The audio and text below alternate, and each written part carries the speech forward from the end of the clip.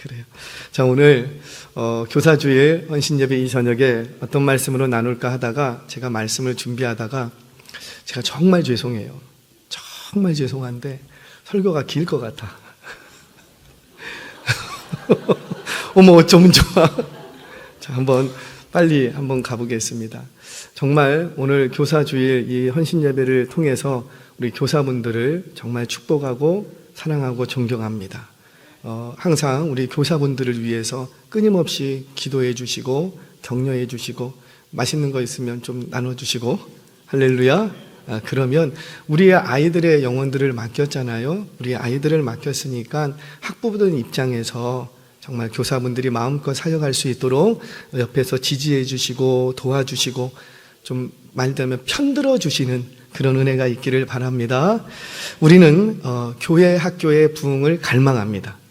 아멘이세요? 이 자리에 계신 분들 중에 그거 없는데 교사 자원하신 분 아무도 없을 거예요.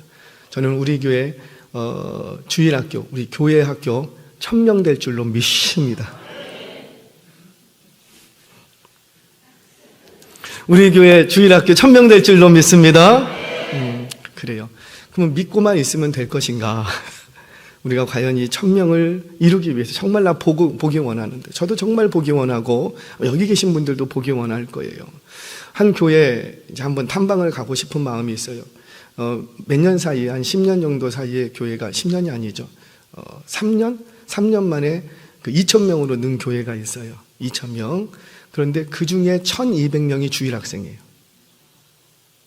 2000명 중에 1200명이 주일학생. 어떻게 이렇게 할 수 있었을까? 그 원리가 있더라고요. 그 원리를 제가 좀 얘기를 듣고 오늘 이 설교 속에서 좀 풀어가려고 합니다. 정말 우리가 1000명, 정말 1000명이 아니라 10,000명, 정말 우리 교회 학교의 다음 세대의 부흥을 갈망하고 꿈꾸는데 과연 우리는 어떻게 준비해야 되고, 오늘 설교는 교사분들 뿐만이 아니고 교회에 나누고자 하는 말씀을 준비를 했습니다. 교회에. 자, 첫 번째, 우리는 오늘 이제 방향성에 대해서 좀 얘기를 할 거예요. 구체적인 뭘 하자 이게 아니라 방향성.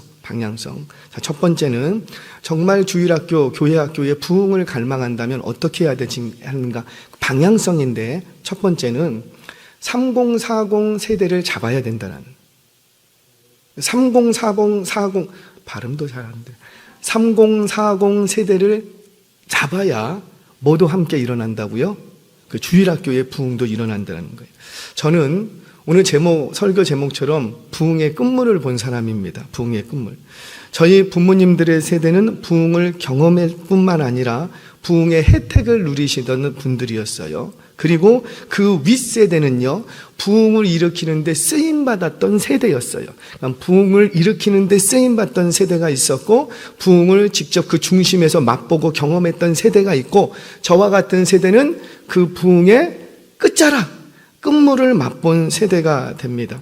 아마도 이 자리에 계신 대부분의 성도님들은 부흥의 세대이거나 부흥의 1.5세대 정도가 될 거예요. 그 부흥의 끝물을 맛본 세대가 제가 볼 때는 70년대 출생자들, 그러니까 지금의 한 50대 이상. 그래서 아직 이 세대까지는, 그러니까 50대 이상의 세대는 헌신이 뭐고, 교회가 어떤 곳이고, 교회의 질서가 뭐고, 교회의 헌금을 왜 해야 되고, 내가 왜 오늘 이 저녁에 예배에 참여를 해야 되고, 뭐 이런 것들을 하나하나 설명할 필요가 있어요, 없어요? 사실 없어요. 이 세대에게는 그거 하나하나 설명하지 않아도, 우리 교회 저녁에 교사주일 헌신 예배가 있습니다. 그러면은 50대 이상은 어떻게 하고? 그냥 다 나와. 그냥 말하지 않아도, 왜 나와야 되는지 설명하지 않아도 다 나오세요. 그러니까 이 50대 이상의 세대와는 어떤 50대, 60대, 70대, 80대 그 이상도, 이 세대는 어느 정도, 분명히 세대 차이는 있을 수 있으나 어느 정도 신앙적인 대화가 가능합니다. 서로 수용이 가능하고 배려가 가능하고 신앙적인 대화가 가능해요. 이 세대의 특징은 뭐냐면, 나의 신앙에 있어서 가장 영향을 많이 주셨던 분들을 꼽으라면 대부분이 목사님, 전도사님, 뭐 지금도 마찬가지지만, 그래서 50대 이상이 주류가 되고 있는 우리 한국교회는 아직도 목사님의 설교가 나의 신앙에 가장 큰 영향을 끼칩니다. 지금도 이게 현실이고 그게 사실이에요. 또는 전도사님, 나 어렸을 때 전도사님, 그 전도사님 때문에 내가 신앙생활 예수 믿기 시작했고, 지금도 그 전도사님, 그분은 지금 목사님이 되셨지요. 그 전도사님이 지금도 내 머릿속에서 떠나지 않아. 또는 교회에 갔더니 아주 신앙생활 잘하는 형, 누나, 오늘 성경 공부 시간 때도 얘기했지만 제가 중학교 1학년 때 왜 이렇게 교회를 열심히 갔는가? 누구 때문에? 그 누나 때문에. 신앙생활 잘하는 누나 있어요. 그 누나. 여름에 수련회 난 반드시 가야 돼. 반드시 가는 수련회 가야 돼. 3박 4일 수련회 하는데 난 반드시 갈 거야. 꼭 갈 거야. 왜? 그때 마지막 날 포크 댄스를 해. 그때 포크 댄스 어떻게 그 누나의 손을 잡아볼 수,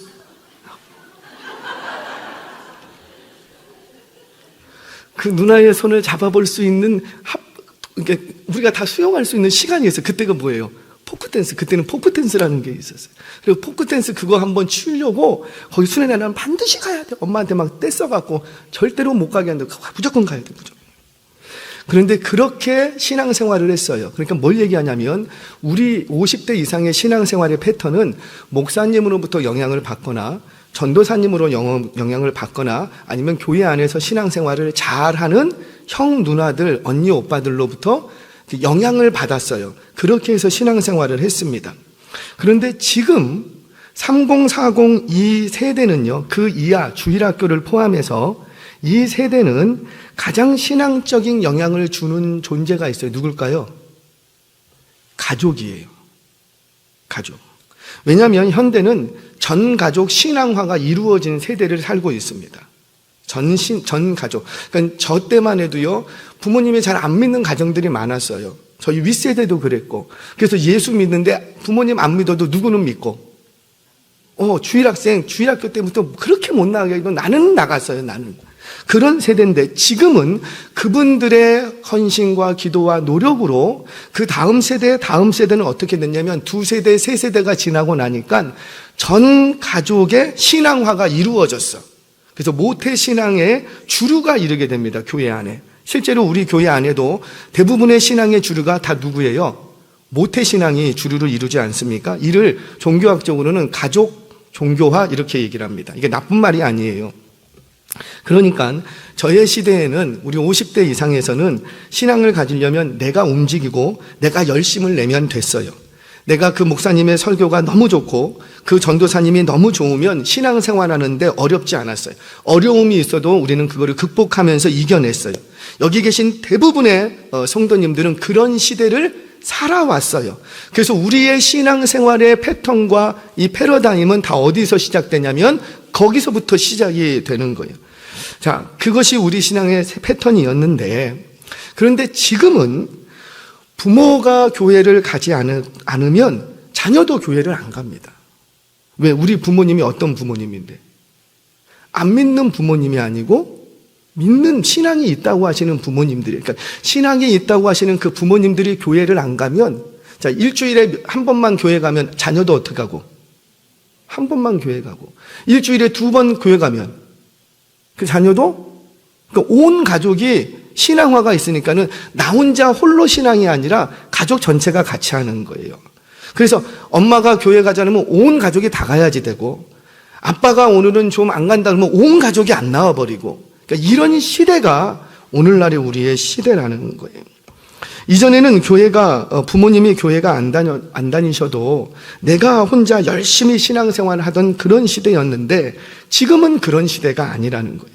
이게 현 주일학교의 큰 넘어야 될 산입니다. 넘어야 돼. 그래서 50대 이상 되신 분들은 좀 이해가 되실 거예요. 그 주일학교 교육의 모든 포커스는 누구에게 맞춰냐면은 누구에게 맞춰지고? 아이들에게 맞춰졌어요. 아이들에게. 왜? 이 아이들은 부모님들이 신앙생활 안 해도 열심히 오는 아이들이었거든요. 그러니까 이 아이들을 어떻게든지 신앙교육 시켜서 이 아이들이 교회에 기둥들로 세워져야 되니까요. 그래서 그때 당시에 70년대, 80년대 모든 신앙의 주일학교의 모든 신앙의 포커스는 어디에 맞춰졌냐면 그 아이들, 당사자들에게 맞춰졌어요. 그런데 지금은 그렇지 않다는 거예요. 무슨 말이냐면 지금 젊은 신앙인들의 분위기는 사실 기존 세대와 분명하게 다른 신앙적인 분위기를 가지고 있습니다. 이것이 신앙의 문제일 수도 있고 정서적인 문제일 수도 있고 사회 구조의 문제일 수도 있어요. 그런데 부인할 수 없는 것은 뭔가 우리 50대 이상의 신앙생활에 풍기는 정서와 30, 40대 이하의 신앙에서 느껴지는 신앙에 풍겨지는 정서가 뭔가 좀 다르더라는 거예요. 제가 그래서 좀 자료를 좀 여러 가지를 봤어요. 우리나라에 목회 데이터 연구소라는 기관이 있습니다. 공인기관인데요. 이 기관은 목회적으로 교회만을 리서치하고 통계하는 전문기관이에요. 이 교회를 이 리서치와 통계를 통해서 한국 교회의 현주소를 좀 이해하고 앞으로의 한국 교회가 나아갈 때 방향을 재현하는 어떤 그런 기관의 역할을 합니다. 저는 사실 이 기관 대표님을 좀 교회로 모시고 우리 다음 세대를 놓고 한번 세미나를 했으면 좋겠다. 현실이 어떤가 봐야 된다는 거죠. 기도하고 있어요. 사실 정말로. 좀 만나기가 어려워서 그렇지 좀 모시고 싶어요. 자, 이 기관에서 조사한 바에 따르면 자, 잘 들어보세요. 지금 10년간의 이야기만 합니다. 그러니까 10년이면 언제적부터 얘기를 한 거냐면은 2010년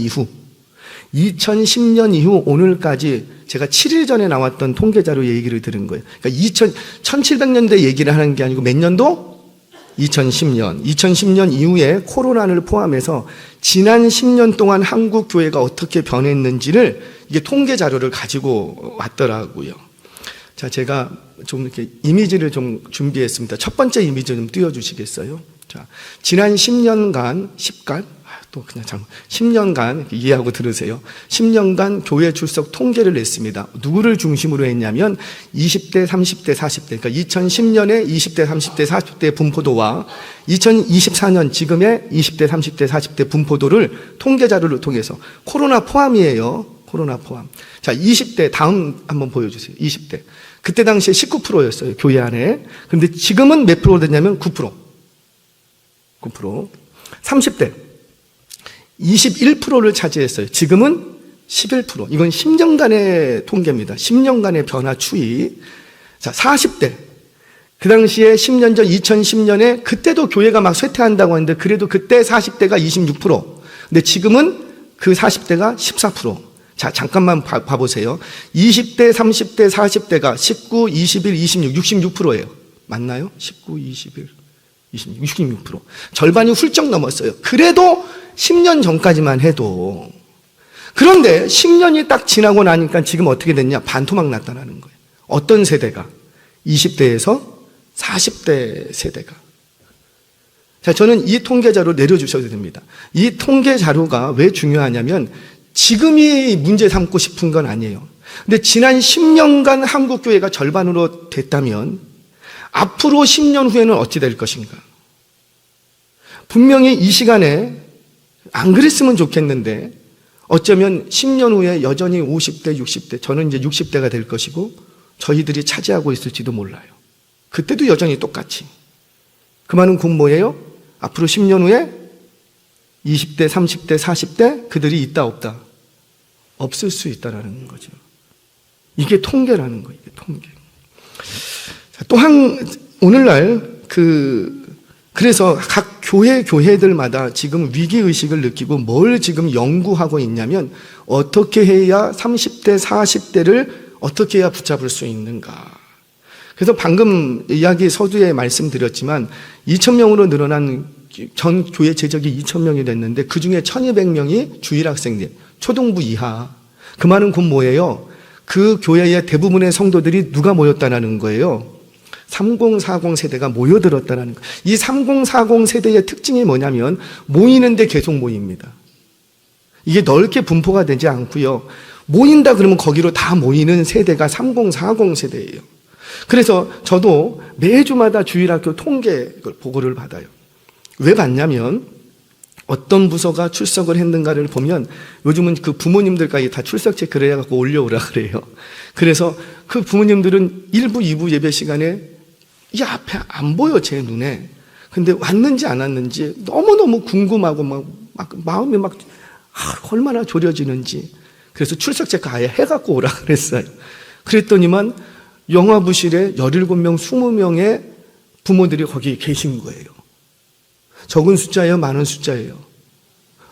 많은 숫자죠. 근데 이분들을 우리의 눈에 안 보인다고 관심이 없으면 될까요? 안 될까요? 안 된다는 거예요. 자, 또 한 가지를 좀 보도록 하겠습니다. 주일학교 쇠락은 사실 어디까지나 그 원인을 찾자면 출산율의 저하나 사회 구조적인 문제로 접근해 가는 시기는 이미 지나버렸다는 거예요. 이전에는 이걸로 많이 접근했어요. 출산율이 떨어져서 어떻게 출산율을 극복하신, 그거는 우리 교회가 신경 쓸 일이 아니었는데 교회가 그거를 같이 고민을 했어요. 그거는 국가적인 차원에서 해결해야 될 문제였죠. 그래서 국가가 지난 10년 동안 많이 노력을 했어요. 이제 좀 이따 통계가 나와요. 그런데 더 이상은 이제 교회의 쇠락을 출산율의 저하나 또는 어떤 사회 구조적인 문제로 접근하는 시기는 지나버렸다. 이제는 그런 사회적인 문제로 접근하지 않고 이제는 교회가 각성하는 시기가 된 거예요. 자성하기 시작했어요.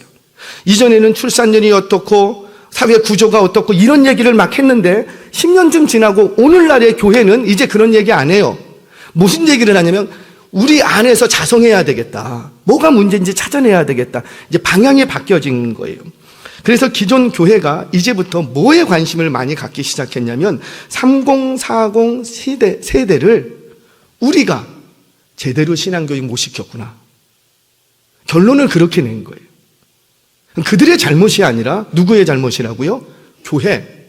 교회가 이 30, 40 세대를 건강하게 수준 높게 좀 뭔가 깊은 영성이 있는 그런 신앙 공동체로 세우지 못했다니까. 누구의 잘못이고? 교회의 잘못이었다. 이걸 자성하기 시작합니다. 자, 통계를 또 하나 볼 거예요. 한번 슬라이드 한번 올려주실까요? 자, 이거는 지난 10년간 교회 밖, 교회 밖이라면 일반 학교의 중고등 학생들의 추이와 교회 주일학교의 추이를 비교 분석한 거예요. 자, 10년간, 자, 한번 보겠습니다. 교회 밖 초중고예요. 10년 동안에 19%가 감소했어요. 초중고 전체를 봐서. 물론 1700년대는 엄청나게 1970년대는 많았고 2010년에는 확 줄었어요. 근데 지금 여기서 나오는 통계는 몇 년간만 본다고요? 최근 10년간만 보는 거예요. 19%가 감소해야 돼요. 그런데 일반 학교에서는 19%가 감소했는데 교회 안에서는 몇 프로가 감소하고? 3배 정도가 감소해보는 거예요. 배. 자, 더 충격이 있습니다. 교회 밖 초등학교만 볼게요. 초등학교. 4% 감소했어요. 10년 동안 1970년대는 한 학교에 초등학교에 5,000명이 있었는데 2010년에는 500명으로 줄었어요. 엄청난 줄었죠. 그런데 지난 10년 동안 정부가 열심히 노력을 했는지 캠페인을 벌였는지 아니면은 결혼이 막 늘었는지 모르겠는데 실제로 이 초등학교는 4%밖에 줄지 않았어요. 초등학교만 봤을 때. 이건 통계예요. 통계는 거짓말을 안 합니다. 그런데 교회 안에 초등학교는 몇 프로가 줄고? 36%. 이거를 뭘로 설명할 거냐는 거죠. 이게 출산율의 문제냐? 사회 구조적인 문제였다. 이렇게 보기가 어려운 거예요. 그래서 이제 교회가 각성하기 시작한 게 이거는 누구의 잘못이었다. 교회가 제대로 대처하지 못했던 교회의 자성이 일어나기 시작합니다. 이게 뭘 말하는가요? 저 역시 주일학교에 큰 부흥이 오기를 기대합니다. 그리고 기도합니다. 우리 다 마찬가지일 거예요. 그러면 우리가 뭐에 좀 더 관심을 가져야 되냐면 우리가 사역해야 될 학생들의 부모 세대, 30, 40, 이 세대를 어떻게 신앙교육할 것인가, 어떻게 그들의 낮아진 영성을 다시 끌어올릴 것인가. 최소한 50대, 60대, 70대의 수준, 그것이 정답은 아니라 어떻게 해야 이 30, 40 세대의 영적인 그 깊이와 그 수준을 어떻게 여기까지 끌어올릴 것인가. 여기에 다음 세대 부흥의 돌파구가 있다는 거예요. 지금은 가족이 신앙생활에 영향을 가장 많이 끼치는 시대라고 했지요. 가족. 이건 교회적으로 감당을 해야 돼요. 그래서 그 30, 40 가장이 되고 그 부모들이 되는 그분들을 교회가 어떻게 신앙교육해야 될 것인가. 여기에 대해서 많이 고민해야 될 시기가 왔다라는 겁니다. 우리 교회 주일학교 부흥을 위하여서 3040 세대를 일으킬 수 있는 우리 교회 되기를 주의 이름으로 축원합니다. 자, 방법은 얘기 안 하고 방향성만 얘기한 거예요. 나중에 방법도 다 있어요. 그건 또 한 번 나눌 기회가 있을 겁니다. 자, 이거는 교회적인 방향성이에요. 방향성. 교회가 할 수 있는 방향. 두 번째, 주일학교 부흥을 위해서, 이거는 주일학교에서 감당을 해야 될 부분이에요. 주일학교, 교회학교 부흥을 위해서 수준을 높여라. 한마디로 진짜를 만들라. 진짜. 자, 설명을 좀 하겠습니다. 우리는 본문을 가지고 얘기합니다. 1절 말씀 같이 한번 봅니다. 1절. 자막이 안 드렸나요? 1절 먼저 보겠습니까? 1절. 우리 같이 한번 읽겠습니다. 본문 1절. 시작. 여호와의 사자가 길갈에서부터 복임으로 올라와 말하되 내가 너희를 애굽에서 올라오게 하여 내가 너희의 조상들에게 맹세한 땅으로 들어가게 하였으며 또 내가 이르기를 내가 너희와 함께한 언약을 영원히 어기지 아니하리니. 아멘. 자, 잠깐만 띄어놔 주세요. 여호와의 사자가 어디로부터 어디로 올라왔다고요? 길갈에서 복임으로 올라오게 됩니다. 이 복임이라는 곳은 울었다라는 의미에서 지명 이름을 복임이라고 바꿨어요. 그러면 원래 이름은 무엇인가? 이제 성경학자들이 입을 모으기는 이곳은 베델이었다 이렇게 얘기합니다. 자, 베델이 어떤 곳이죠? 야곱이 예배했던 곳이에요. 제단이 있는 곳이에요. 어떤 영적인 어떤 그런 것들이 남아있는 그곳이 바로 베델이에요. 자, 길갈은 어떤 곳이냐면 이스라엘 백성들이 가나안 정복을 하기 위해서 최후 방어 기지로 삼았던 곳. 그래서 일종의 최고 사령부가 있던 곳이 길갈입니다. 그래서 이 길갈의 영성은 어떤 영성이 있냐면 길갈에서는 신앙의 갱신이 일어나고 길갈에서는 뭔가 잘못되었는지를 반성하는 장소였고 길갈은 다시 성결케 하고 다시 나의 신앙을 하나님과의 관계를 재정비하고 다시 하나님을 의지하고 다시 전쟁터로 나가던 항상 신앙의 갱신이 일어났던 곳이 어디냐면 길갈이에요. 길갈. 변질되지 않으려면 여러분 기억하세요. 변질되지 않으려면 지금 있는 것을 붙들어서 변질되지 않는 게 아니에요. 변질되지 않으려면 우리 안에서 날마다 갱신이 일어나야 됩니다. 날마다 새롭게 일어나야 돼요. 그러지 않으면 변질을 막을 수가 없는 거예요. 즉 여호와의 사자는 이 길갈, 신앙적인 결단이 있었던, 항상 개혁이 있고 항상 자기를 돌아보고 항상 신앙의 갱신이 있었던 그 길갈에서 현재 복임이라는 장소로 올라와서 이 백성들에게 무언가를 요청을 합니다. 그 내용을 간추리면 이런 거예요.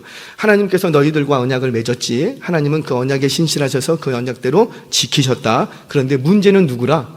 너희가 문제였다. 이렇게 얘기합니다. 우리 2절 말씀 같이 한번 보겠습니다. 시작.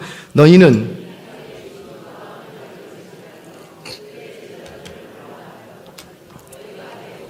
듣지 아니하였으니 어찌하여 그리하였느냐. 아멘. 그러니까 이 백성은 가나안 정복 전쟁을 하기는 했는데 결과적으로 가나안 족속을 쫓아냈다, 못 쫓아냈다?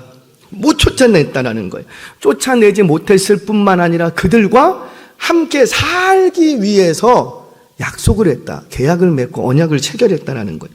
그러면서 그들의 재단도 헐지 않았다. 누구 사정 봐준 거예요, 한마디로?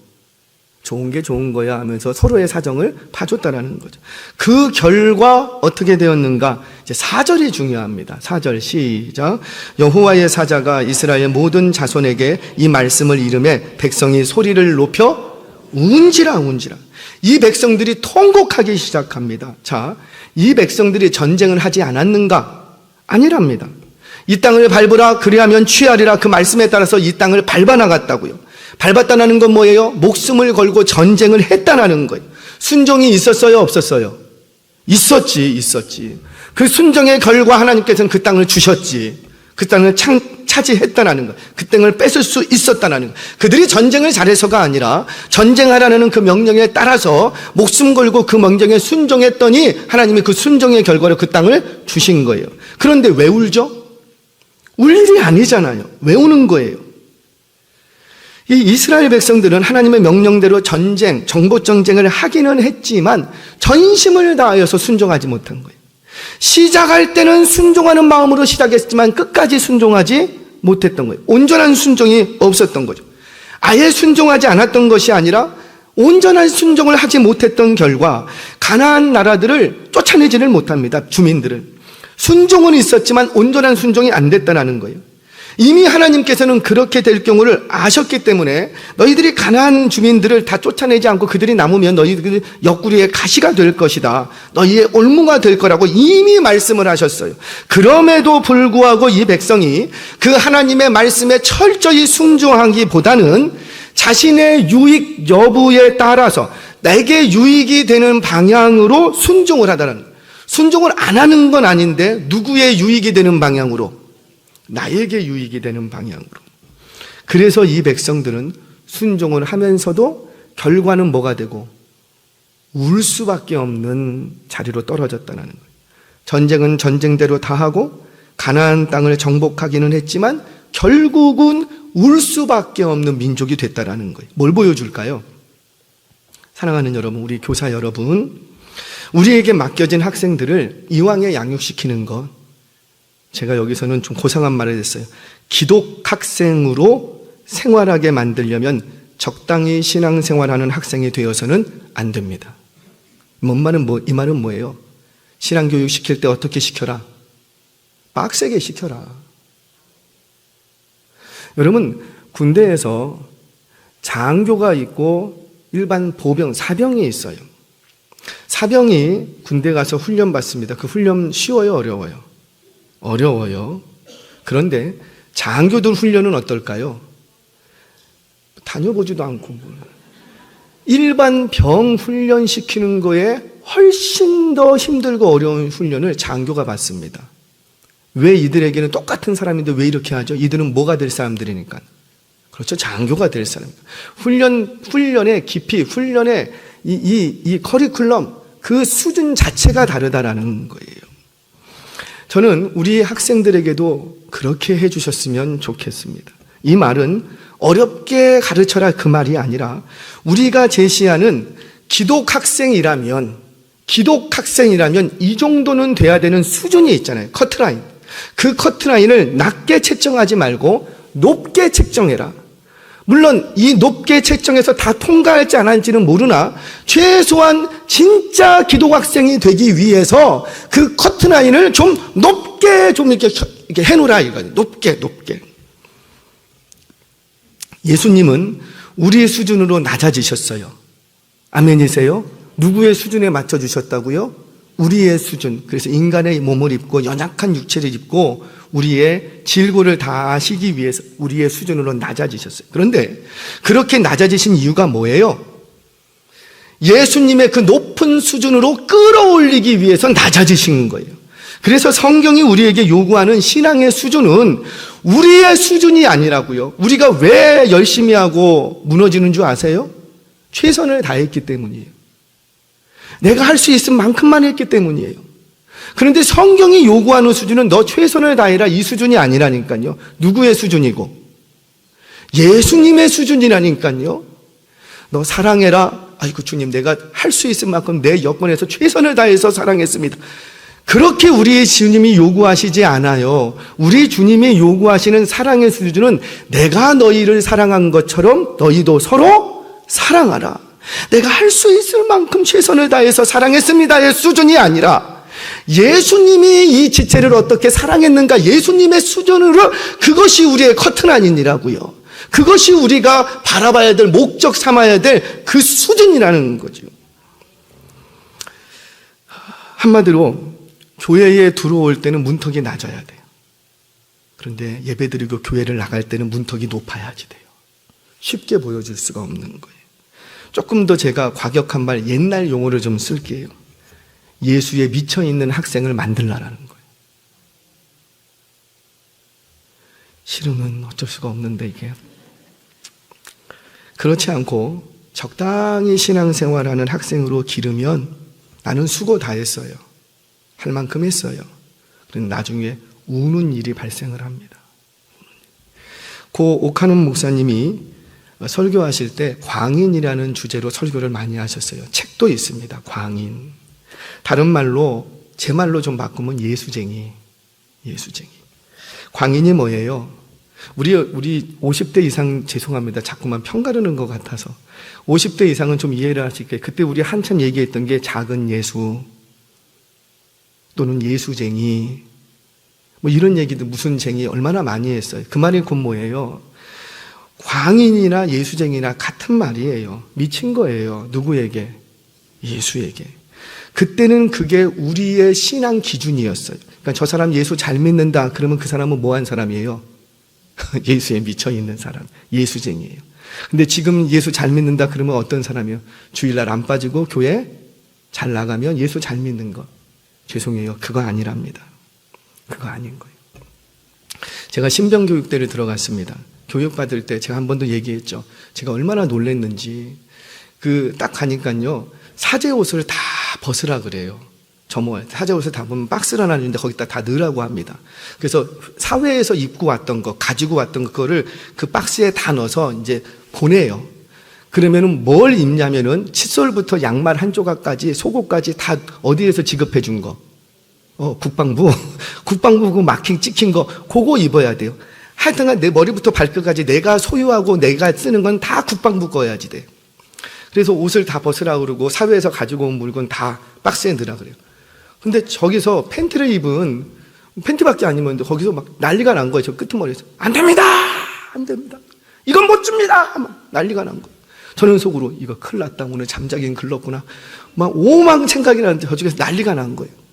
그리고 소대장님이 이렇게 들어오셔갖고 시끄러우니까는 조교에게 뭐냐? 그러니까는, 아니, 이 친구가 여러분 혹시 기억하세요? 포켓 성경이라고 있었어요. 포켓. 또 얘기하네. 50대는 좀 이해가 가실 거예요. 여기는 지금 몰라.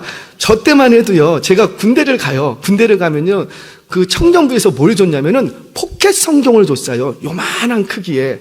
이 주머니, 안주머니에 이렇게 쏙 들어가는 포켓용 성경. 그거는 꼭 자매가 줘. 그거 들고 교회 가. 좀 주세요. 교회를 가. 그러면 이거는 뺏길 수 없어. 누가 줬는데? 자매가 줬는데. 청정부에서 준 거야. 이 형제가 그걸 못 놓고 있는 거예요. 내놔라. 못 줍니다. 이거는 내 생명과 같습니다. 못 줍니다. 난리가 난 거예요. 그게 무슨 생명이야. 난리가 난 거예요. 근데 소장님이 딱 들어서 뭔 일이냐? 아니, 저 신병이 저 사제에서 갖고 온 포켓 성경을 안 내놓습니다. 국방부 가면, 죄송합니다. 군대 가면 국방부용 포켓 성경이 나와요. 국방부 마크가 찍혀서 이렇게 나와요. 그거 주면 되는데, 안 된답니다! 막 그래. 그랬더니 소장장이 딱 한 말은, 냅둬라! 환자다, 환자. 환자라는 말 딱 선포가 되니까 그다음부터 상황 정리. 그 형제만 포켓 성경 사제 거 갖고 다니고, 주일날 어디 교회 가는데 아무도 터치를 안 해. 왜? 그는 뭐니까? 환자. 예수에 미친 거예요. 그러면 그때만 미쳤을까요? 그 형제는 평소에 신앙생활을 어떻게 했을까요? 이미 예수에 미쳐있는 사람이었기 때문에 거기 와서도 예수에 미칠 수가 있었던 거예요. 제가 그때 알았어요. 미치면 다 해결되는구나. 미치면 아무도 건드리지 않는구나. 환자면. 저는 우리 교회가 주일 학생들에게 죽기 살기로 예수 믿는 게 뭔지 그 모습을 가르쳐 주시기를 바랍니다. 이거는 죄송해요. 많은 부분이 교사들의 몫인 것 같아요. 저는 글로 가르치는 게 아닙니다. 글로는 죽기 살기가 뭔지를 가르칠 수가 없어요. 죽기 살기는 글로 가르치는 게 아니라 삶으로 가르치는 거예요. 선생님들이 죽기 살기로 아이들과 함께 기도하고, 아이들 붙잡고 얼마나 기도해 보셨어요? 정말 이 아이들이 정말 내게 주신 영혼이라고 생각하고 이 영혼 사단마귀에게 안 뺏기려고 얼마나 붙들고 기도해 보셨어요? 얼마나 눈물 흘리고 기도했어요?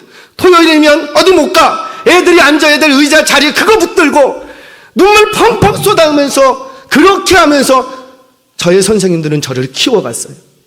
그게 우리 믿음의 선조들의 모습이었고 우리의 선배 교사님들의 모습이었어요.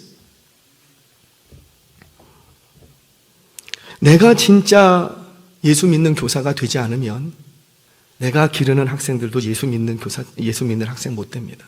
내가 진짜가 아닌데 어떻게 진짜를 길러내요? 죄송해요. 오늘 교사 주일인데 좀 격려하고 해야 되는데 죄송합니다.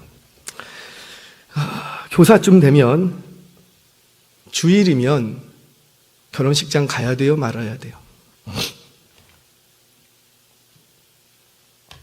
어려워요? 직장이 있고 당직 때문에 또는 몸이 갑자기 병들어서 못 나올 수 있어요. 근데 결혼식은 이미 몇 개월 전부터 예정되어 있던 것이고, 그리고 갑자기 찾아온 사건이 아니라는 거죠. 그리고 내가 그 결혼식장 간다고 해서 그 결혼식장에 무슨 문제가 생기는 것도 아니에요. 정말 가야 돼. 내가 안 가면 진짜 안 되겠어. 그러면 어떻게 하면 돼요? 미리 가세요. 정말 부탁드립니다. 미리 갔다 오세요. 결혼식장 가봤자 내가 왔다 갔는지 기억도 못합니다. 미리 가세요. 미리. 두 손 가득히. 그때는 축의금 10만 원 넣고 가세요. 그리고 얘기하세요. 내가 정말 결혼식장에 내가 가서 축하해주고 싶다. 정말 축하해주고 싶은데 내가 주일학교 교사다. 내가 주일학교 교사인데 내가 주일 빠지면 우리 애들한테 내가 면이 쓰겠냐. 안 된다. 그 주일학교 애가 뭘 나를 보겠니. 내가 정말 가고 싶은데 내가 주일학교 교사여서 못 간다. 정말 미안하다. 10만 원 갖고 안 되면 20만 원 넣고. 할렐루야. 갑자기 어두워졌어. 무슨 얘기를 하냐면 그저 우리 아이들의 수준을 그저 교회만 나와주는 것으로 만족하시면 안 된다는 거예요. 그런 곳에는 진짜가 없습니다. 생명이 없습니다. 우리 학생들의 영적 수준의 커트라인을 높이시기를 바랍니다. 그러려면 누구의 수준이 높아져야 될까요? 그렇죠. 나의 커트라인, 신앙생활의 수준도 높아져야 됩니다. 그래야 진짜 기독 학생을 길러낼 수가 있는 거예요. 그러면 나중에 울 일이 있을까요? 없을까요? 없어요. 할 때는 훈련시키고 교육시킬 때는 너무 힘들어. 너도 힘들고 나도 힘들고 서로 힘들어. 그런데 나중에 울 일이 있다 없다? 없다라는 거예요. 우리 자녀들의 신앙 수준의 커트라인을 높이셔서 진짜 예수의 사람들을 키우셔서 앞으로 30년 후에 울 일이 없는 부모요, 교사요, 우리 교회 되기를 주의 이름으로 축원합니다. 자, 한 가지만 더 좀 할게요. 한 가지. 한편으로는 수준을 높여라. 두 번째로는 하나님을 알게 하라는 거예요. 하나님을 알게. 그러니까 이 말은 하나님을 경험하게 하라는 거죠. 이게 우리의 방향성이 되어야 돼요. 방향성. 우리 7절 말씀 같이 한번 읽겠습니다. 7절 시작. 백성이 여호수아가 사는 날 동안과 여호수아가 뒤에 생존한 장로들 곧 여호와께서 이스라엘을 위하여 행하신 모든 큰 일을 본 자들이 사는 날 동안에 여호와를 섬겼더라. 아멘. 언제까지만 섬겼대요? 그런 사람들이 사는 날 동안. 이 사람들의 특징은 뭔데? 하나님을 알아. 그냥 지식으로 글로 아는 게 아니라 삶으로 이미 체득한 게 있어. 경험적으로 안다는 거예요. 여러분, 진짜 신앙은 알매서부터 출발을 합니다. 사실 알매서부터. 그러니까 하나님의 지식이 없는 가운데 갖는 신앙은 그래도 믿음이 생길 수 있는데 그 신앙은 흔들리기가 쉬워요. 바람에 흔들리는 갈대와 같아요. 그런데 하나님을 아는 지식이 있으면 잘 흔들리지 않습니다. 그래서 올바른 진짜 신앙은 하나님을 아는 것으로부터 시작이 되는 거예요. 그런데 이 하나님을 아는 지식이 없어도 문제는 뭐냐면 하나님을 아는 지식이 없어도 없는 신앙도 열심을 낼 수 있다는 거예요. 우리는 신앙적인 열심이 있으면 저 사람은 하나님을 깊이 알고 이렇게 생각하는데 다시 말씀드리니 하나님을 경험하지 못해도 하나님을 아는 지식이 풍성이 없어도 얼마든지 열심을 낼 수 있는 거예요. 그게 기질상 그런 사람들도 있고요. 성격상 그런 분들도 있고요. 또는 내게 어떤 유익이 있어서 하나님을 깊이 몰라도 열심을 낼 수가 있어요. 또 자라온 환경이 교회 안에서 자라다 보니 하나님을 만나지 못했는데도 교회 일에 열심히 할 수가 있는 거예요. 그런데 이런 분들의 특징은 뭐냐면 어떤 상황이나 사건을 딱 당하면 신앙을 저버릴 위험도 많은 거예요. 저버릴 위험도. 그래서 모든 건강한 신앙의 중심은, 예배 생활의 중심은 말씀, 설교에 있어야 돼요. 찬양하고 예배할 때는 다 괜찮은데 설교만 시작하면 이러면 이제 위험해지는 거예요. 위험해지는 거예요. 그러니까 예배 생활의 중심은 설교, 말씀이 되어야 되고, 주일학교의 모든 활동의 핵심은 신앙교육에 초점이 맞춰져야 돼요. 하나님을 아는 지식을 넣어줄 수 있는 신앙교육에 초점. 그래서 모든 교회 활동은 말씀을 배우고, 말씀을 되새기고, 말씀을 살아있는 말씀으로 경험하는 데 있는 거예요. 이게 본질이 되어야 돼요. 이게 본질. 그런데 우리가 실수하는 부분이 뭐냐면, 이 말씀을 가르쳐야 된다, 말씀을 먹여야 된다, 이게 본질인데, 이 본질을 너무 강조한 나머지 비본질을 등한시했다는 거예요. 비본질을. 여러분, 본질이 중요해요? 비본질이 중요해요? 본질이 중요하지, 누가 비본질이 중요하다고 하겠어? 본질이 중요하지. 그런데 때때로 이 본질이 본질되게 하기 위해서 비본질이 때때로 중요할 때가 있는 거예요. 우리 성경 공부하다 그 얘기를 했습니다. 와, 마귀는요, 좀 이상한 얘기인데 좀 한번 들어보세요. 마귀는 본질에 충실합니다. 수천 년, 수만 년 동안 마귀는 본질을 잃어버린 적이 없어요. 마귀의 본질은 뭔데? 하나님과 당신의 믿음의 백성들 사이를 이간질하고 갈라놓는 거, 멀어지게 하는 거, 이게 그의 본질이에요. 창세기 3장부터 하나님께서 인류를 창조하신 그 이후로부터 이 마귀는 그 본질에 충실합니다. 수천 년이 지났어요. 수천 년이 지났는데도 지금도 마귀는 뭐에 충실하고? 하나님과 당신의 백성들이 갈라지게 하는데, 멀어지게 하는데 온갖 충성을 다해요. 이 본질을 잃어버린 적이 없어. 그런데 이 본질을 본질되게 하기 위해서 시대마다 비본질을 바꿔갑니다. 계속 바꿔갑니다. 비본질을 통해서 뭘 지금 지켜가냐면 본질을 계속 쫓아가고 있다는 거예요. 그런데 우리 한국교회는 우리는 어떻게 하고 있는가? 이런 치밀한 마귀와의 전쟁에서 한국교회가 몇 승하고 있어요. 제가 볼 때는 거의 다 패배하고 있어요. 성도 개인은 승리할지 모르지만 교회는 패배하고 있는 거예요. 자꾸. 왜? 우리의 믿음의 성도들을 다 잃어버려. 가나안 성도가 출현하는 것이 그 대표적인 예가 된, 기존에 있던 성도들도 다 뺏겼고, 이건 그건 뭐예요? 사단 마귀와의 정쟁에서 우리가 지금 지고 있다는 거예요. 하나님은 안 지는데, 진리는 안 지는데 교회가 져. 왜 그런가? 교회는 본질을 지키고자 본질만 붙들었을 뿐, 그 본질이 본질되게 하기 위해서 비본질을 너무 등한시한 거예요. 그래서 시대 속에서 싸우면 지게 되는 거예요. 자, 그와 좀 유사한 얘기를 좀 하려고 합니다. 자, 유초등부나 중고등부, 이 아이들의 대부분은 기억하세요.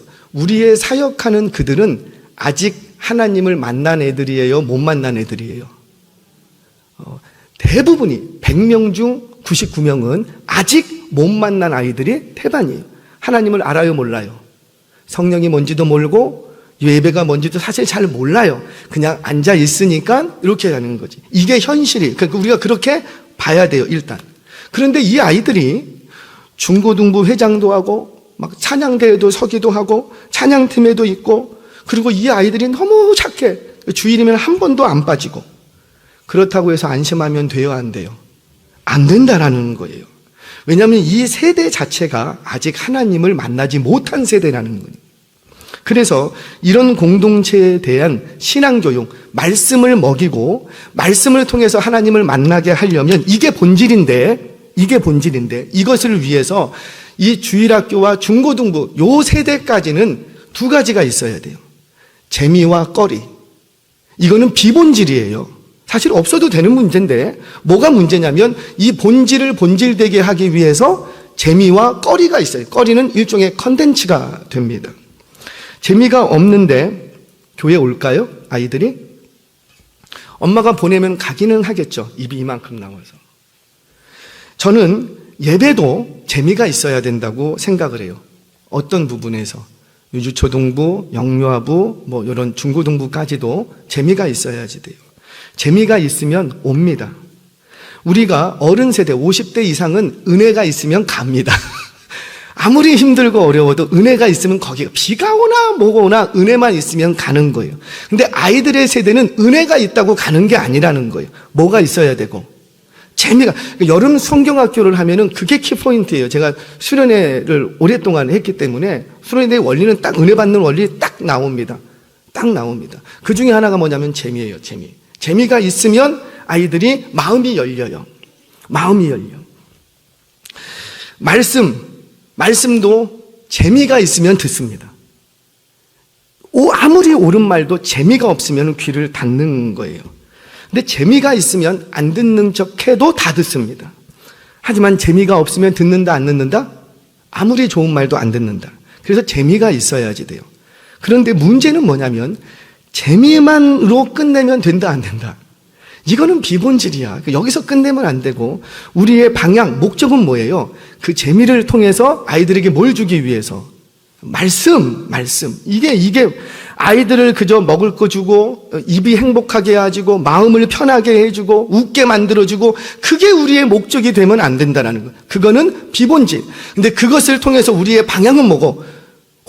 말씀을 그 속에 심어주는 것, 예배의 기쁨, 예배 드리는 게 얼마나 기쁜 건지 그것을 실제로 경험시켜 주는 것, 그것이 우리의 목적이 되어야 된다는 거죠. 그러니까 하나님을 만나게 해야 된다는 이 본질을 위해서 비본질을 많이 사용을 할 수가 있어야 된다는 거예요.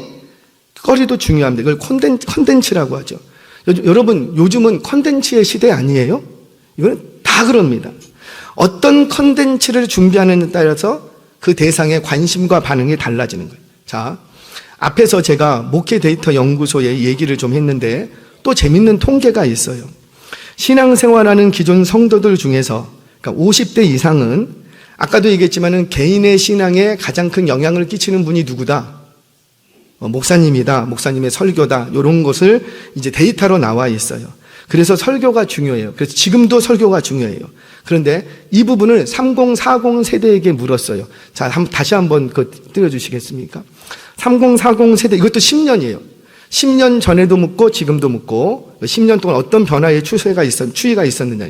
3040 세대에게 질문을 했어요. 가장 신앙적인 영향을 받은 것은 누굽니까? 첫 번째는 목사님. 한번 띄워주시겠습니까? 목사님. 10년 전에는 64%. 3040 세대에서 나에게 영향을 주신 분들은 목사님이다. 그런데 10년이 딱 지나고 나니까 몇 프로로 줄어들고? 28%. 그러면 64%에서 28% 줄어들 때 이 공백을 뭘로 메꿨느냐? 다음에 등장하는 가족과 미디어가 메우기 시작합니다. 자, 가족 한번 보겠습니다. 이전에는 10년 전에는 9%밖에 안 됐어요. 가족이 내게 신앙적인 영적인 영향을 끼치는 게 영향을 받는 게 9% 정도밖에 안 됐어. 그런데 지금은 몇 프로가 되고? 20%. 이유가 뭐라? 가족의 신앙화가 이루어졌기 때문이라는 거예요. 그러니까 가족 중심이 되어버렸다는 거죠. 자, 이 다음이 더 충격이에요. 미디어 보겠습니다. 10년 전에는 1%. 그때도요, 핸드폰도 있었고, 그때도 TV도 있었고, TV에서 CBS, CTS 영상 다 나오고 다 했어요. 근데 그때는 몇 프로밖에 영향을 안 받고, 1%. 그런데 10년이 딱 지나오니까 지금은 몇 프로? 19%의 영향을 받는다라는 거예요. 이 말은 뭐냐면 현장 예배를 나와서 예배를 드려도 온라인 예배 해요 안 해요? 온라인으로 또 예배합니다. 우리는 현장에서 설교 다 듣고도 집에 가서 제 설교 들어요 안 들어요? 우리는 또 할렐루야, 또 듣는다라는 거예요. 한마디로 현장 예배도 나오고 미디어 온라인 속에서 있는 어떤 신앙적인 도움도 받아요 안 받아요? 받고 있다라는 거죠. 이게 교회 안 나오는 온라인 예배자들만의 문제가 아니라 지금 우리 이 자리에 계신 분들, 우리 모두가 현장 예배에서도 은혜를 받지만 일주일 동안 뭐를 통해서, 그렇죠, 미디어 매체를 통해서도 우리는 은혜를 공급받기도 한다라는 거예요. 우리 교회 목사님 설교에서도 은혜 받고 다른 교회 목사님 설교를 통해서도 은혜 엄청 받고, 할렐루야, 이제 그런 세대가 된 거예요. 그럼 간단하게 지금 이 세대를 사는 우리 주일 학생들은 어떨까요? 이들은 나면서부터 핸드폰 들고 나오는 애들이에요. 우리와 완전히 다르다. 딱 지어주면 우리는 어떻게 해야 될지는 모르는데 이 아이들은 어때요? 뭐 이렇게 잘해. 1살, 2살, 3살짜리도요, 딱 주면 잘해. 그러니까 나면서부터 은사가 있는 애들이에요. 이런 아이들이 우리가 신앙교육해야 될 세대라는 거예요. 세대는. 이런 시대 속에서 우리 아이들에게 말씀으로 신앙교육하려면 이게 뭔데? 본질. 이 본질을 위해서 미디어를 비롯한 컨텐츠 개발, 이거는 비본질. 근데 이 부분에 관심을 엄청나게 많이 가져야 된다는 거죠. 그래서 이렇게 주변에 부흥하는 교회, 앞서가는 교회들을 제가 좀 알거든요. 다녀보면, 목사님들하고 대화를 해보면 그 교회들의 특징이 있어요. 그게 뭐냐면 온라인을 하나의 사역 파트로 지금은 생각을 합니다. 그래서 온라인, 미디어 부분에 전문 사역자를 배치하고 성도들의 영적 성장을 돕고 있더라는 거예요. 계속해서. 굉장히 중요한 사실 한 가지를 나누고 정리합니다. 말씀을 신앙교육하는 건 본질. 그런데 콘텐츠, 미디어 이런 것들은 사실 비본질. 본질이 분명히 아니에요. 그런데 이 본질을 본질되게 하기 위해서는 뭐에 관심을 또 가져야 되겠다? 비본질. 그렇다고 해서 비본질만 붙들고 본질을 버리면 그거는 변질. 그거를 변질이라고 하는 거예요. 변질. 주일학교 교육의 승패는 다분히 컨텐츠 개발에 있다고 해도 과언이 아닐 정도가 되어버렸어요. 지금 50대, 60대 저와 여러분은 앞으로 이 상태 이대로 가도 우리는 아무런 문제가 없습니다. 우리 한 20년 동안 이런 상태 쭉 신앙생활에도 무슨 문제 있어요? 없어요? 사실 없어요. 그런데 20년쯤 지나고 났더니 주일날 교회에 우리 말고 또 누가 있을까요? 없을까요? 문제는 거기에 있다는 거예요. 우리는 아무 문제가 없지만 20년, 30년 후가 되면 지금 있는 다음 세대는 어디로 가고 사라지고 말 수도 있다는 거예요. 그래서 앞으로 20년, 30년 후를 원한다면, 그때 정말 부흥의 물꼬를 트고 보기를 원한다면 언제 준비해야 되느냐? 지금 준비하십시오. 지금 준비하십시오. 만약에 지금 준비하지 못하면 어떤 결과가 벌어지냐? 우리 10절 한 절만 읽고 말씀 정리합니다. 10절 시작. 그 세대의 사람도 다 그 조상에게로 돌아갔고 그 후에 일어난 다른 세대는 여호와를 알지 못하며 여호와께서 이스라엘을 위하여 행하신 일도 알지 못하였도다. 우리가 신앙교육 안 시킨 건 아닌데, 우리가 제덩을 쏘아붙지 않은 건 아닌데, 우리가 헌신하지 않은 건 아닌데, 만약에 이 방향성을 놓쳐버리면 나중에 울게 된다는 거예요. 모든 영적 전쟁의 승패는 내게 있지 않고 하나님께 있습니다. 아멘이세요? 하나님이 일하시면 우리가 다 사라지고 없어도 이 땅 위에 놀라운 부흥의 역사 일어날 줄 우리는 믿습니다. 그런데 하나님께서는 지금 이 자리에 있는 그 여러분들, 교사들을 통해서, 그리고 여기 계신 50대 이상의 우리 성도님들을 통해서 그 일을 시작하고 싶으신 거예요. 그 일을 이루고 싶으신 거예요. 지금 주일학교 신앙교육의 수준을, 그 커트라인을 높이시기 바랍니다.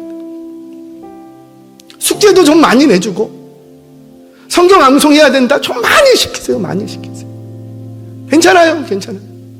그래서 나 교회 못 다닙니다. 괜찮아요. 괜찮아요. 필요 없다는 얘기 아니에요. 괜찮아요.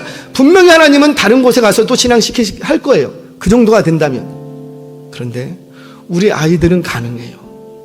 부모만 지지해주고, 부모만 백을 쳐주고, 부모만 인정해주면 아무리 빡세게 신앙교육 시켜도 아무 문제 없어요. 제가 수련회를 합니다. 중고등부 아이들 수련회를 딱 해요. 저는 한 번 수련회를 하면은 첫날 기본 3시간 이상 무릎 꿇고 여기서 찬양하는 기도만 3시간 이상 합니다. 둘째 날 셉니다. 이게 우리의 신앙 패턴이었어요. 저는 그렇게 알고 있어요. 그래서 수련회 녀석 딱 가면 우통 다 벗어야 돼. 더워서. 마이크 대고 찬양하다 보면은 스피커 다 나가. 제가 몇 개를 해줬어요. 스피커가 다 나가. 그 문제는 제 목소리가 커서 아니라 음향이 잘못해서. 소리를 지르면서 목 새도록 합니다. 그렇게 기도를 하면 첫날 2시간, 3시간 딱 무릎 꿇고 애들을 기도시키면 은혜가 부어져요. 근데 반드시 그 다음날 저를 찾아오는 사람이 있어요. 선생님. 그리고 제게 와서 뭐라고 하냐면, 목사님, 애들 이런 식으로 기도시키면 애들 다음부터 안 옵니다. 안 올까요? 은혜를 맛봤는데 안 와? 있을 수가 없는 거예요. 거기 왜 안 갈까요? 재미도 없고 은혜도 없으니까 안 가는 거예요. 재미가 있거나 은혜가 있으면 또 옵니다. 한 번도 실패한 적이 없어요. 대부분 아이들이 기도 못합니다. 애들 무릎 꿇고 이 강단에서 무릎 꿇고 어떻게 2시간, 3시간씩 기도합니까? 얘들 그러면 다음 주부터 교회도 안 옵니다. 사실은 누가 힘든 거예요? 교사가 힘든 거예요. 저는 수련회를 하면 교사 못 오게 합니다. 제가 하도 많이 경험을 해서. 기도하는데 터치하지 마시라고, 뭐 사갖고 오지 마시라고, 애들 지금 집중시켜갖고 다 은혜의 골짜기로 집어넣고 있는데 치킨 냄새가 펄펄펄펄펄 나고, 그러면 들어갔던 애들이 다시 나와야지 돼. 또 시작을 해야 돼. 그러면. 그래서 저는 이러면 제가 이상한 사람인가요? 수련회 할 때 절대로 선생님들 저녁에 왕래 못하게 합니다. 터치 못하게 하고 우리한테 맡기시라는 거예요. 먹을 거 못 사오게 합니다. 왜? 우리 캠프에서 충분히 먹이니까 못 사오게 해요. 학부모님 오셔도 들어오지 못하게 해요. 밖에 계시라고. 애들이 엄마 얼굴 보는 순간 벌써 관심이 달라져요. 못 보게 합니다. 철저하게 그 은혜의 골짜기 속으로만 들어가도록 만드는. 그러면 10번이면 10번 한 번도 실패한 적이 없어요. 한 번도. 우리 제가 와서 청년들 첫 번째 수련회를 제가 그냥 같이 해서 이 청년들이 어떤 청년들인가 보고 싶어서, 알고 싶어서. 그때 청년들 수련회 어떻게 했죠? 찬양하고 말씀 듣고 나누고 기도하고, 찬양하고 말씀 듣고 나누고 기도하고, 찬양하고 말씀 듣고 나누고, 이거를 7번 했어요. 2박 3일 동안. 아무것도 안 했어요. 저 알아요. 아무것도 안 해서 뭐 이런 수련회가 있냐고, 재미없을 것 같다고 안 온다고. 저 얘기 많이 들었어요. 그런데 제가 알고 있는 수련회의 은혜 받는 통로는 이거였어요. 찬양하고 기도하고 말씀 듣고 나누고. 그런데 이 4가지만 했는데 아이들이 3시간 4시간 온통 눈물바다였어요. 거기서 말해봐요. 거짓말이에요? 온통 눈물바다였어요. 뭘 했는데? 아무것도 안 했다고요. 사랑하는 여러분, 정말 담임 목사로 부탁드립니다. 우리 주일학교, 교회학교 수준 좀 빡세게 시키십시오. 괜찮습니다. 정말 괜찮습니다. 찬양 소리내서 좀 찬양하게 하시고, 목 쉬어도 괜찮습니다. 기도 소리내서 여기 앞에 와서 기도하게 하시고, 안 오면은 선생님들이 같이 데리고 좀 모시고 나오셔서 함께 기도해 주시고, 정말 이 아이를 붙들고, 아이들이 한 번도 나를 위해서 기도하는 선생님, 눈물을 흘리면서 선생님을 본 적이 없어. 저는 봤다고요. 그걸 보면서 컸다고요. 그래서 내가 목사가 됐다고요. 그때 그 선생님이 나를 위해서 안 울어줬으면 나 목사 안 됐어요. 그런데 나를 위해서 나를 붙들고 울었던 그 선생님이 계셨기 때문에, 나 때문에 40일 금식하면서 기도했던 선생님이 계셨기 때문에, 그래서 목사가 됐어요. 사랑하는 여러분, 저는 우리 주일학교에 꿈과 비전이 있습니다. 우리 선생님들을 격려하고 지지하고 응원할 겁니다. 다만 신앙생활을 정말 세게 해주세요. 신앙교육의 수준 뿐만 아니라 본질을 붙드시기 바랍니다. 하나님을 아는 지식을 넣어주세요. 그런데 하나님을 아는 지식, 이 본질을 본질되기 위해서 비본질을 고민하셔야 돼요. 비본질을 가지고 어떻게 본질을 본질되게 할 것인가. 오늘 이것이 우리 신앙교육의 방향성이 되어야 할 줄로 믿습니다. 그렇게 할 때 우리 교회는 미래가 있고, 여러분들의 수고와 헌신은 반드시 울음으로 마무리되는 것이 아니라 많은 기쁨과 열매로 마무리될 줄 믿으시기를 바랍니다.